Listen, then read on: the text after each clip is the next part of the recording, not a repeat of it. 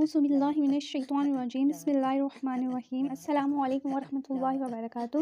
میرا نام مصباح ہے اور میں آپ کو خوش آمدید کہتی ہوں اسلام از دا پاتھ میں۔ سب سے پہلے درود السلام، اللہم صلی علی محمد وعلی آلہ وصحبہ وسلم۔ آج ہم پارہ نمبر 12 کے اہم پوائنٹس کے بارے میں جانیں گے۔ تو پارہ نمبر 12 کے اہم پوائنٹس یہ ہیں: مخلوق میں ہر ایک کا رزق اور ٹھکانہ مختلف ہے جو اللہ کے علم میں ہے۔ مایوسی اور کفر دونوں انتہائی رویے ہیں۔ اصل راہ صبر اور نیک اعمال کی ہے تاکہ بخشش اور بڑا اجر ملے۔ جو صرف دنیا کے فائدے کے لیے کام کرتا ہے اس کے لیے آخرت میں آگ کے سوا کچھ نہیں۔ ہر نبی نے دنیاوی فائدے سے اوپر اٹھ کے اللہ کا پیغام پہنچایا۔ عمل سے ہی ذریعہ نجات ہوتی ہے۔ نوح کا بیٹا بھی طوفان میں نہ بچ سکا۔ ابراہیم علیہ السلام کو بیٹے کی خوشخبری دی گئی لیکن وہ خوش ہوئے مگر قوم کی فکر میں لگ گئے کیونکہ وہ بہت درد مند تھے۔ کبیرہ گناہ حرام نبی کریم صلی اللہ علیہ وآلہ وسلم نے اپنی امت پر عمل کو قوم لوط سے زیادہ اس عمل کے اندیشے کا ذکر کیا ہے۔ فرعون دنیا میں قوم کا لیڈر تھا، جہنم کی طرف جاتے ہوئے بھی اپنے قوم کی قیادت کرے گا۔ جب کوئی گناہ ہو جائے تو نیکی کر لیا کرے تو وہ اس کو مٹا دے گی۔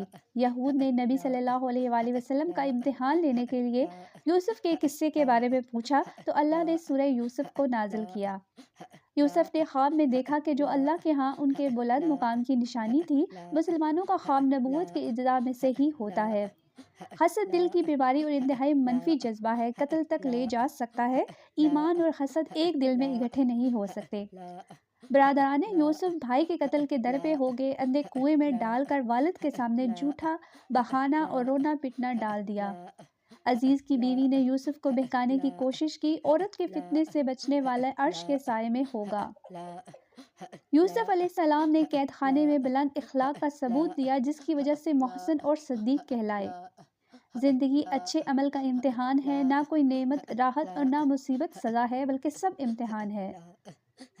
قرآن کا چیلنج ہے، نبی صلی اللہ علیہ وآلہ وسلم نے گھڑا تو 10 صورتیں بنا لیں، جو ناممکن ہے کیونکہ یہ اللہ کے علم سے اترا ہے۔ جنت کے حصول کے لیے ایمان اور عمل صالح کے ساتھ عاجزی اختیار کرنا ضروری ہے۔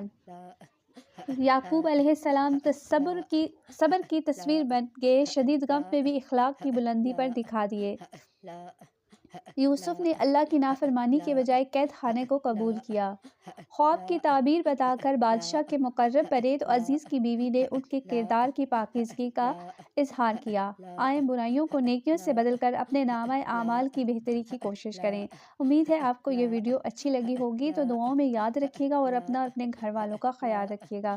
جزاک اللہ خیرا کثیرا۔ السلام علیکم ورحمۃ اللہ وبرکاتہ۔